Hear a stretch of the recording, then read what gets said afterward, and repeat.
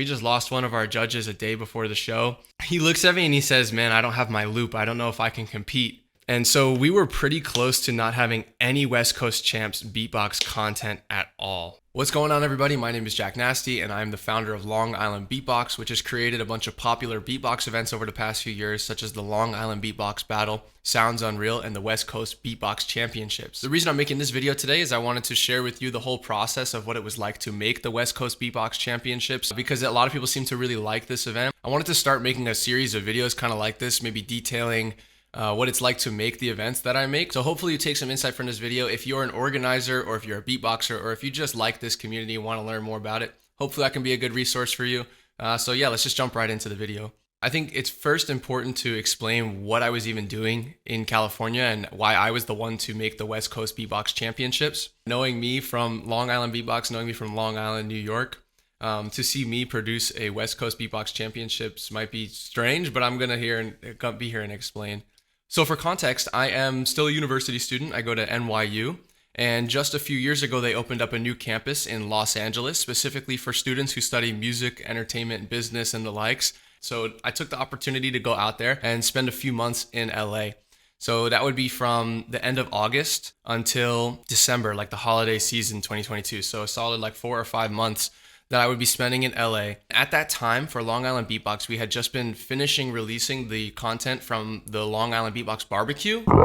As we were wrapping up things with the Long Island Beatbox Barbecue, and I was moving away, I was thinking to myself like, oh damn, I'm really not gonna be able to produce another event in New York for quite a while, because I wasn't comfortable at the time making events in cities that I wasn't actually like being in, which is why all the events had been in New York City or Long Island, since Long Island Beatbox had been a thing since 2019. In the weeks leading up to me moving to LA, I reached out to Crackbone, who you might know from American Beatbox Champs. I think he's top 16. He's kind of on the ground there doing stuff in Los Angeles and in California for the beatboxing scene, so I knew that. And I hit him up and I said, hey man, do you want to do an event with me? He said, sure. And that's what got the ball rolling. We planned to make something together, but it wasn't initially going to be the West Coast Beatbox Championships. We really initially wanted to do something very small. When I had proposed an idea to Crackbone, it was actually for a watch party for the American Beatbox Champs. I was upset that I wasn't going to get to go because I just moved to LA and it was my birthday weekend, and I wanted to celebrate it the right way with beatboxers. We were going to do a watch party, just something very simple, maybe throw a 7 to smoke there too. But the logistics of it in such a short amount of time, also with me not being in Los Angeles at that moment, we were planning this in August for September. It wasn't going to work out, so we canned that, and that's when Crackbone comes up to me with the idea to do the West Coast Beatbox Championships. I was immediately like, yeah, let's throw a dope battle, because the watch party fell through, but I was also feeling like, I don't know if I should be the guy to do a West Coast Champs. You know, I'm not a part of this scene out here. I've only heard things and spoken to beatboxers, but I've never visited any of the West Coast events, and I've, of course, thrown events on the East Coast. I've been to a bunch of events around the country, around the world even, but never in California. So I didn't feel like I should be the guy, but Crackbone convinced me. He said, listen, man, we need the help, and we should just throw a dope event, call it the West Coast Champs, having an amazing battle. And so soon after that, we decided that it shouldn't be just a Californian battle, or a West Coast United States or whatever battle. We opened it up to the entire world. We let anyone join, and actually what happened at the competition was we had representation from 5 countries, which was really epic and really sweet. Couldn't believe that. Like, I think if I can remember the countries, all of them off the top of my head, it was United States, Iraq, Venezuela, Mexico, and Hong Kong. So yeah, we had competitors representing all 5 of those countries at the West Coast Champs. But we held the West Coast Beatbox Championships in a real Los Angeles movie studio. This place was crazy, equipped with a bunch of different studio rooms for us to explore, but the main stage area that you've seen all the videos in front of had a 30-foot long LED wall that we were able to completely customize. So that's what we did. We created all these custom graphics for the show. That was our intention, at least. If you look at any of the Long Island Beatbox videos in the past, they're all just like on a stage, right? Or like something, like no background even considered for the video. So this was really taking my production to the next level, and I was realizing what would have to go into this to make it worth it to film in a movie studio. Once we locked in the venue, obviously the work was not over. We still had to book our judges. So for the judge panel, we had initially considered Kindo, Beat Rhino, and Wobbles. If you don't know them, check them out. They're all amazing beatboxers. Yeah, so we got them on board pretty quickly. They were all really down to do it. And then looking at the judge panel, I wanted to bring on Pono because Pono had just won the American Champs. That's what we had just watched. You know, as we were planning this event, the American Champs happened and Pono was the winner. So I thought no better way to celebrate his victory than to invite him out to Los Angeles for the competition. So we asked him to come join us, fly out from Hawaii for the West Coast Beatbox Championships, and he did. Now you may notice that that's only 4 judges now, and we need to have 5 in order to have a good panel. So Pono recommended Tayo, who I did not know at the time, to be the next judge of the West Coast Champs. And I just said, okay, let's do it. Basically, if Pono can vouch for a judge, then I'll accept it. You know, I trust his opinion. In addition to the headliner judges that would be joining us in Los Angeles, giving a showcase and judging the live battles, we also had to get some wildcard judges to judge the online entries. Some of the judges were in both categories, but we also had TMJ, Rayul, and Josh O join us for the wildcard competition. So thank you to you guys. So once we have our judges lined up, we don't have everything set up, but we're ready to launch. We get a simple graphic going and we launch it on September 11th, 2022. That was just after when our watch party was supposed to be. We had already turned it around and made enough plans for the West Coast Champs to launch some promo. And that's an important note, is that we were actually still working on the production of this show during the promotion of it. So there was some information that wasn't quite there, like sponsors, like some staff members, and the final budget even. We didn't know what this was going to finally cost us for these reasons. So we launched that first post, and soon after was the wildcard competition. And we had 3 judges in each wildcard. There was a solo wildcard competition and a loop station wildcard competition. And we had some just incredible entries. If I remember correctly, something around 60 to 70 entries between the 2 competitions, which is amazing for a live competition. Not to mention, this was the first time that Long Island Beatbox has ever done a wildcard for a live competition.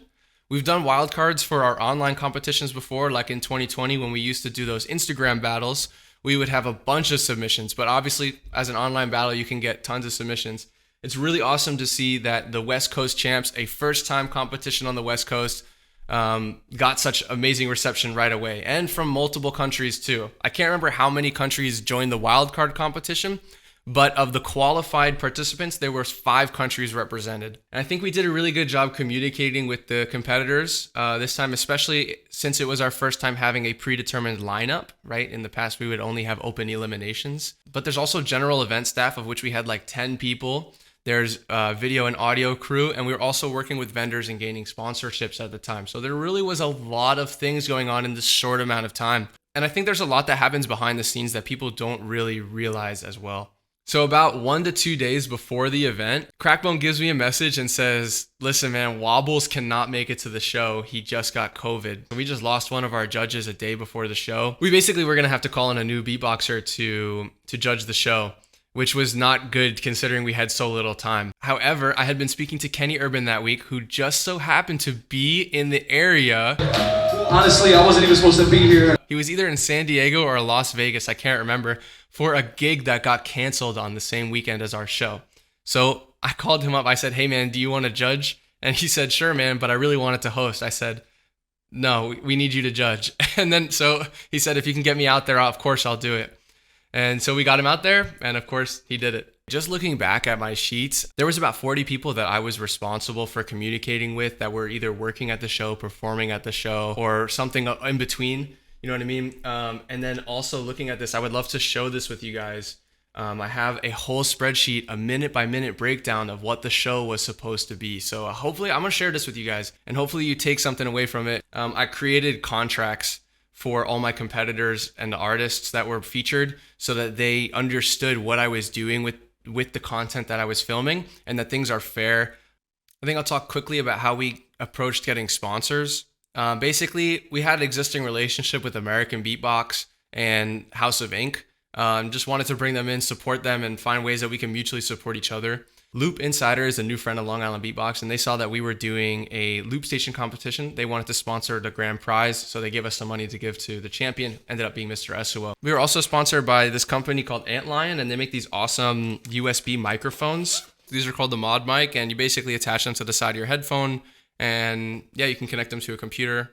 And it's pretty good quality. I used to use these things all the time. And the last sponsor that we had was the biggest Biggest company we've ever worked with. This was Liquid Death, who supplied us with 25 cases of water for the entire show. That was really awesome. So we had a bunch of flavors and a bunch of stuff. So massive shout out to you. Thank you so much for helping us out, the West Coast champs. I think now we talk about what happened the day of the show. The days leading up to the show were absolutely insane for me. I was working on school midterms or something, but also just crunching out the work for West Coast champs. I was finishing out the promo, making the graphics for the big LED screen, which if those didn't look good, you know, the whole show would be thrown. And it was my first time making graphics like this, so cut me some slack if you don't love them, but I liked them. I thought they're cool. So basically the idea was to take the best parts of what we had seen on screens before and just do it in a way that was simple. We didn't have as big a budget to create custom visuals, so we ended up going with some stock assets that I still think looked really great. And we slapped a timer on there and said it looked great for a beatbox battle. Next time, we're definitely going to be looking to making custom stuff, maybe even sound reactive visuals like they had at Grand Beatbox Battle. And the day before the event, I went over to the venue and it was all looking really good. So I was happy, ready to go. And the next day was the event. And so the day of the event, I woke up feeling crazy. Like I woke up, got myself ready, packed my bag. I had to be at the venue by noon or maybe 12:30. And I live not too far away. So by 11:30, I was out of the house. I make it to the venue finally, and there's just a bunch of beatboxers scattered outside, like in the parking lot. I remember seeing Shield and Miso and some other homies just hanging out there, like ready to go in. And so we stopped the car, we opened the trunk. There's tons of cases of Liquid Death everywhere, and we tell each beatboxer to bring in a case of water. And so we do. Walking into this venue, I've done it a bunch of times, and every time I do it, I'm thinking, oh my God, we're going to be doing an amazing event here. But let me tell you, walking into it on event day felt different. I walked in there, like I said, I was running a tad late, especially with that extra stop. But when I had gone in there, all the staff was already setting up their stuff. You know, the audio team was working, the lighting team was setting up their lights, the screen was already turned on, testing our visuals, the video crew was testing their thing, and our food vendor was even setting up their table already. It was really awesome to see the whole team working together because that's the effort that I put in to organize that. And I don't know. There's just something so incredible about that moment, seeing that happen. Long Island Beatbox really is kind of like a one-man operation for most of this. And so for me to walk into an event and see that people were already working to make the show happen without me being there yet, it was amazing and honoring experience. So I knew from that moment we had a good crew. All my worries lifted out of my head, and I just knew we were going to have a great show. We're setting up the bar, the food, the sound, everything. And we start to do the sound check. And for this event, I had specifically allowed competitors to bring their own microphones. And the rule would be, if you didn't bring your own mic, I would give you this mic. I would give you the AKG D5 that I have lying around. If you didn't bring your own mic. I also had this mic, which I would use. I usually wouldn't let anyone else use it. This is my DPA 2028. The actual mic that was used at Grand Beatbox Battle 2021, given to me by Swiss Beatbox. Thank you. I'll cherish this forever. So I usually would never let other people use that mic. But as we were sound checking, I was testing both mics to see the difference, to see if there was going to be a mic advantage on the DPA mic. And there was. And it wasn't something that we could fix early enough. So I called a group, all of the competitors and judges in, and what call should we make? They voted we should all be using the same mic to make it fair. And to make it the most fair, it would either have to be the AKG D5 or the DPA 2028. And so what we decided was everyone would use this mic because the mic advantage would be crazy and everyone would just sound like a beast.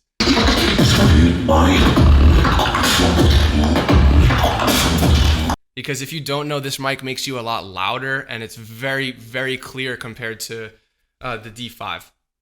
So if you check out those videos, you see that we're using the same mic that was used at GBB at the West Coast Champs. Super cool. As soon as we finished packing in some of our initial stuff to the venue, the loopers all come up to me in a panic, and Feedback, who now goes by Duncan, he looks at me and he says, man, I don't have my loop. I don't know if I can compete. I guess they had it in a suitcase and looper was left in the trunk and the Uber driver drove away. So we were kind of really sad for Duncan in that moment. We were thinking that he was not going to get his loop station back. And yeah, that's pretty tough. Yo, I bet I can have a better mix and rap better than him with the loop station that's not even mine, dude. The silver lining here is that he actually qualified for the final round. Not even using his own loop station, he beat Jerry in a battle. Oh, feedback! We got my man Feedback with the W, moving on! And then in the finals, we had the first ever loop station battle that I've ever seen that uses only one looper between the two competitors. So there's an upside that the competition still worked out, but he still didn't have his looper. It wasn't until the next day or two that I got a text that his Uber driver returned the loop station back. So big upset Uber driver. And yeah, that's a good ending to that story. Another thing that happened right before the show started, or maybe during.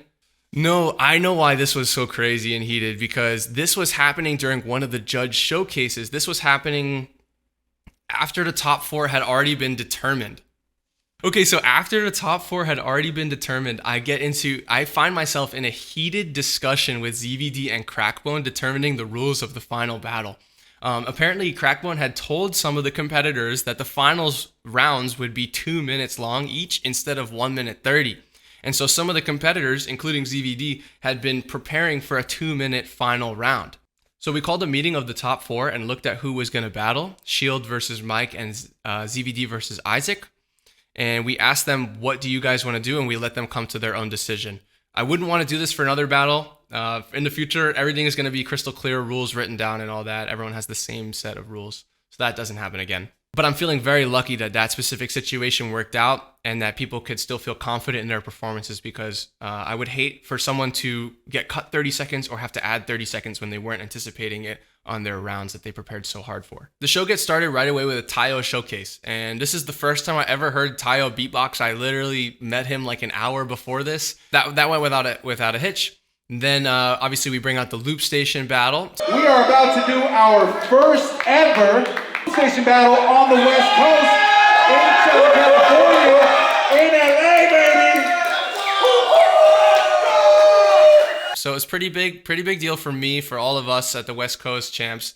And this battle was pretty interesting. You can watch back the video and let me know what you think. When Two Bears starts his first round, it's a little unclear for the person running the screen that the round has started, because Two Bears decided to silent record, and that's why the timer never starts ticking down. So about 15 to 20 seconds into the round, we all noticed this. You can maybe even hear the mumblings of people within the crowd. And basically, I ran across this venue as fast as I could, and I was like, bro, start this timer. While you're watching that first battle, you'll probably begin to realize that we're not getting audio directly from the loop station, and then you might realize that we're not getting audio from the mics at all for any of these videos, which I'm sorry to admit, but we lost the original audio recording of the show. So we had been recording the show on this device, as well as the USB stick that I mentioned earlier.